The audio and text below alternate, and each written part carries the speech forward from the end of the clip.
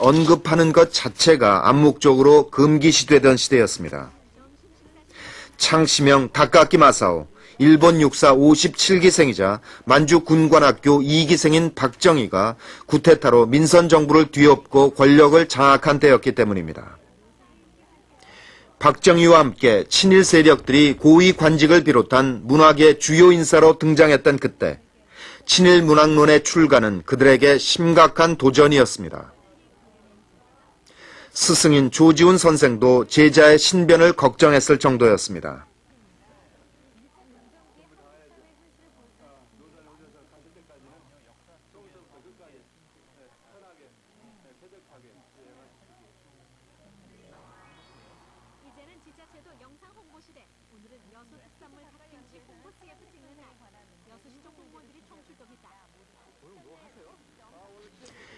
그러나 친일 문학론은 주요 일간지 일면에 5단 광고를 내며 세상에 나옵니다. 그것은 친일 세력들에게 던져진 도전장과도 같았습니다. 용기와 결단이 필요한 일이었습니다. 저도 겁이 나니까 내가 조금 모은 재산이 이게 다 날아가는 게 아닌가. 또 그 당시에 그 진일파 했던 분들이 다 고위직에 있었거든요. 그러면 어떤 압력이 와가지고 곤란을 받지 않을까. 예? 우리 조그만 사업하는 사람들은 제일 무서운 데가 이제 세무서 아니에요. 세무서부터 시작을 해가지고 공격으로 온다고 한다면, 이거 문제가 있지 않냐. 그렇게 나온 친일 문학론은 사회 지도층으로 자리 잡은 친일파들에겐 도전장이었고, 문학과 역사를 연구하는 후학들에겐 교과서가 되었습니다. 이 친일 문학 연구가 임종국 선생이 했는 거기에서는 한 발짝도 그대도 앞서질 않았습니다. 오히려 임종국 선생이 한 것을 그 자료를 그대로 확인하는 사람도 없었어요. 저도 마찬가지였고, 저도 그냥 임종국 선생이 하는 걸 인용하는 거, 그 임종국 선생이 한 친일 문학론이라는 그 책이 하나의 도매상이라면은 그 뒤에 평론가들은 그 임종국 도매상에서 소매 글 하나 쓸 때는 거기 있는 걸 하나씩 갖다가 그 재탕, 삼탕만 해도 얼마든지 훌륭한 평론이 될 수 있었거든요. 저도 그런 소매상 역할만 했죠. 금기에 대한 도전과 용기로 나온 친일 문학론. 이 책은 철저한 자기 반성을 통해 비뚤어진 우리 현대사를 바로 세우기 위한 첫걸음이었습니다. 임종국, 그는 역사란 거울에 자신을 비춰보는 일이라 생각했습니다. 거울에 자신을 비춰보면 마음에 드는 면도 보이지만 남들에게 보여주고 싶지 않은 부분, 내가 가진 단점과 치부도 보입니다. 바로 그 부끄러운 모습을 스스로 확인하고 반성하는 일, 이 일을 위해서 그는 역사라는 거울이 필요하다고 여겼습니다. 거울 속에 가만히 자신의 모습을 비춰보듯 우리는 우리의 역사를 깊이 들여다보지조차 않았고 당연히 반성할 기회를 저버렸습니다. 그 잘못했던 일에 대해서 반성하고 역사적인 책임을 물은 다음에 새롭게 출발하는 일을 우리는 전혀 해내지 못한 것입니다.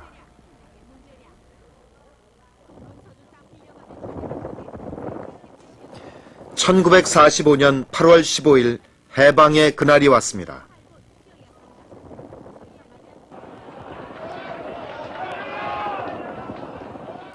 그러나 일장기가 내려온 그 자리엔 다시 성조기가 내걸렸습니다. 일본군이 물러가고 미군이 들어왔습니다. 미 군정은 일제에서 일했던 관리들을 그대로 등용했습니다. 그들이 일제에게 충성을 바쳤다면 미 군정에도 충성을 바칠 것이라는 걸 그들은 잘 알고 있었습니다.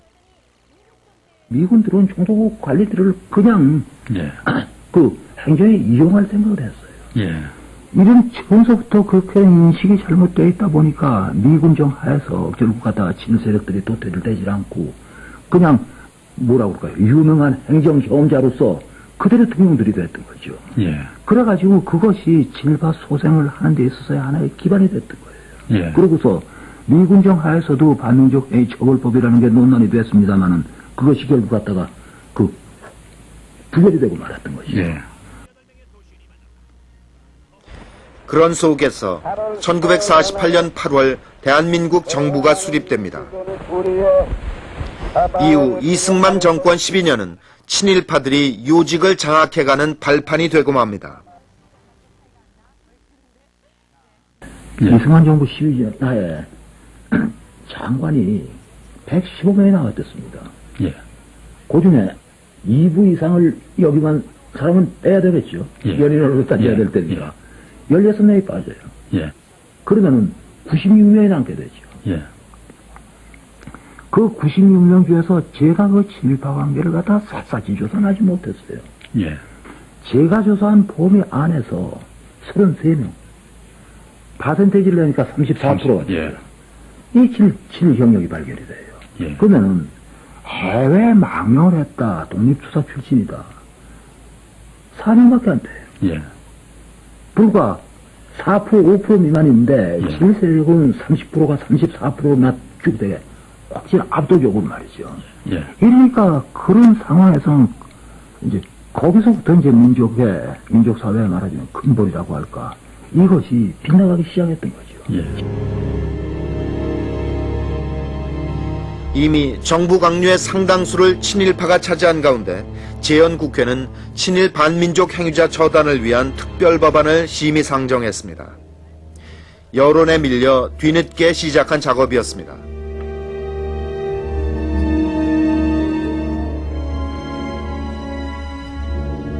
그리고 한 달 뒤인 48년 9월 22일 반민족 행위 처벌법이 국회를 통과합니다.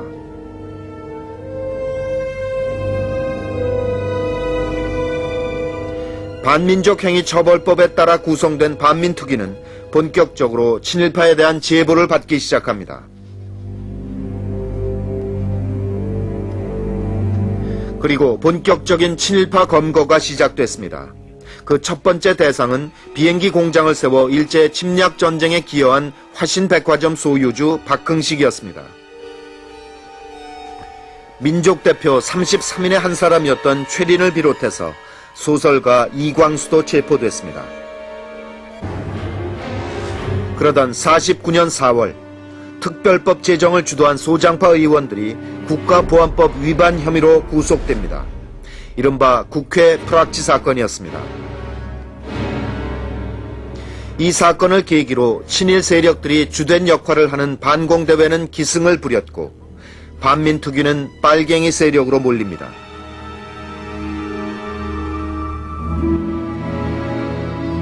결국 49년 9월 5일 이 한 장의 기념사진을 마지막으로 반민특위는 해체되었습니다. 모든 문서는 친일 경찰의 손으로 넘어갔습니다. 친일 세력 민족 정비라는 걸 갖다가 그걸 갖다가 우리가 제대로 증명을 하지 못했거든요. 예. 그러니까 결국 거기서 어떤 문제가 파생을 하느냐. 우리 자신이 친일파나 마찬가지 인물들이 돼버리고 말았어요. 자손들한테 민족 정비다, 애국을 해라. 우리 무슨 얼굴 가지고 그 얘기 하겠어요. 친일파를 처벌을 하지도 못했고 그 사람들이 날뛰는 꼴을 그대로 봐놨고 친일파에 대한 단죄가 없는 상태가 돼버린 그 세대로서 대한민국 4천만의 전체가 지금 그런 식이 되어버렸다는 거. 그게 한 가지 또 큰 문제점이에요. 예. 후세에 대해서 민족 정비를 증명하지 못했다는 거. 예. 이거는 앞으로도 그 구정물이